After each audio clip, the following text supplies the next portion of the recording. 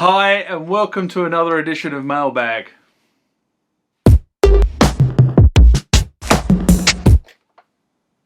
Okay, this is Mailbag, common feature of the channel. It's where I attempt to answer questions that you guys have left on the channel, or if I can't answer them, I have a good go at answering them, or I throw them out to the wider Tubi community to try and answer on behalf of somebody who's raised the question.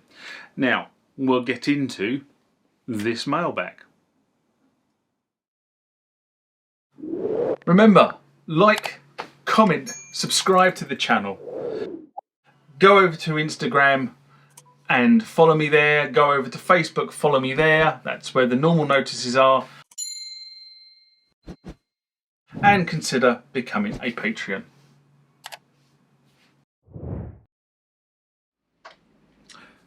This question comes from Gary Robinson, and if you haven't checked out Gary's channel, not only does he under Gary Robinson, but he's also called The Death Beats, which is a dance act. So if you haven't checked him out, go over and check him out. Now this one's in response to my summary of the Roland JX-8P, a video I did in July 2021. And Gary writes, always wanted a JX-8P, but never got one. If they released a boutique version, I will definitely grab one. Well, actually, since I wrote this answer, they have released a boutique version of this. It's in the stores mid-December. That's December 2021. So I think you might be going to the local toy shop and buying one of these. How do you find the programmer compared to the JX-3P programmer? I've never really got to grips with the boutique version of the JX-3P, which has a layout that's similar to the PG800 Programmer. I found it much easier to program sounds in my JX-3P on its own.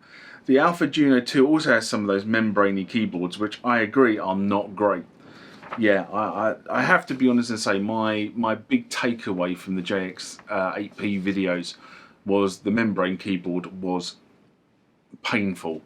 And I've said before on the channel that I don't like membrane keyboards. It's one of the principal reasons why I didn't buy a Mark 1 DX7, because it has a membrane keyboard, whereas the Mark 2 has nice tack buttons.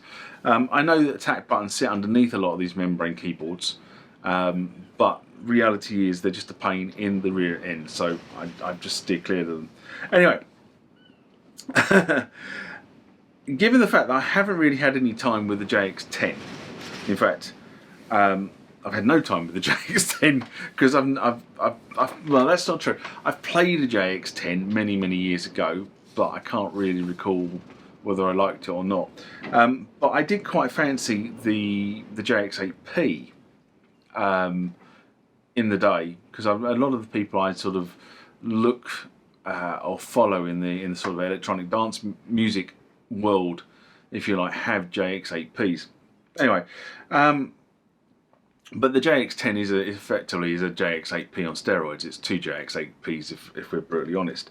And like I said in the video, if I was going to go for one of these, if I was going to go and buy the keyboard, I think I'd skip the 3, I'd skip the 8, and I'd just go straight for a 10, which is also known as a Super JX, by the way. So I've quite often thought about, you know, just buying a 10.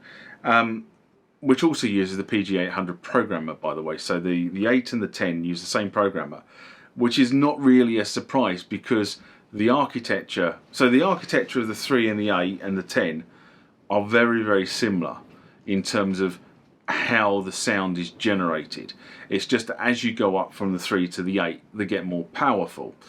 And then you obviously go to the 10, which is 2 JX-8Ps rolled into one. So, you know, I probably wouldn't go for any of the lower units. I'd just go for the upper unit. And I do actually have a boutique of the JX-3P anyway, which is the JX-03, which is the boutique one for it. And you know, that probably gives me the 3P as much as I want without all the keyboard gubbins. Anyway, the 3P I was loaned did not have a programmer with it, so I couldn't really test the programmer in terms of between the 3 and the 8. So that's the PG200 against the PG800, which was the programmer for the, so one was the 3P and one was the 8P. But the programmer for the PG200 was more rotary controls than fader controls, which is what the PG800 was. And then the other thing about the 800, the PG800, is it had many more more variables that you could program compared with the 3P. So it was you could be more granular in how you changed the tone. I do think I prefer the faders compared with rotaries, and I'll tell you the reason why. It's far easier to very quickly understand the settings on a fader, because if you've got a fader in a track, you know where the fader is in the track. Whereas if you look at a rotary, you have to clock where the pointer is, and for me, it's just the fader is far more. Two things: A, it's far more visual, and B, it's far more tactile. So I think I prefer faders as opposed to rotaries. In a live situation, I can see where rotaries might be more preferable. But having said that, in a live situation, you don't tend to finesse the sound. Okay, you tend to, it's quite sweeping movements in a live situation. You know, you're either fully this way or fully that way. You don't tend to be very fine between the two. And I think, you know, you need to understand what situation you're working in before you can say which one's better for you. And as I say, you know, if you're working, you know, definitely when I was DJing years ago, you know, your faders were more for the sound and the crossfade, but you tended to have pots for things like EQs and that sort of stuff. So if you wanted to take the bass out, you had a pot to do that, and you tended to sort of swing the pot all the way, take the bass out, bring the next mix in, bring the bass back in. So that was a trick that all DJs were using back in those days. So yeah, pots. And as I said before, the membrane keyboards never was, never will be a good idea. The only thing that's good about membrane keyboards, and this is the only thing I noted that was good about a membrane keyboard, is if you spill liquid on a membrane keyboard, it doesn't get into the switch gear underneath, because there's no way for it to permeate through the membrane.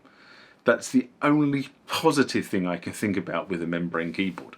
I can't think of anything that's any other thing that works for a membrane keyboard. I've got to be brutally honest. You know, they look quite smart, I suppose, in sort of like the ultra sleek, minimalistic look of the sort of 80s, where everybody was trying to sort of reduce knobs and faders. And now, of course, we've gone complete full circle with keyboards being produced with so many knobs and faders. You're not really sure what's going on. I mean, you know, you look at this U20 that's sitting behind me here, and you know, it literally has there's 16 buttons, 18 buttons. What does that make? 26, 30. Well, I suppose there's 38 buttons on it, but that's kind of it. You know, 38 buttons. And no faders and no rotary controls, and that was kind of a typical keyboard of the 80s really, and early 90s. And I say, where we are now, we've gone completely full circle. We're doing, you know, faders and knobs and buttons galore. You know, you can't have too many. I hope that answers that question, Gary.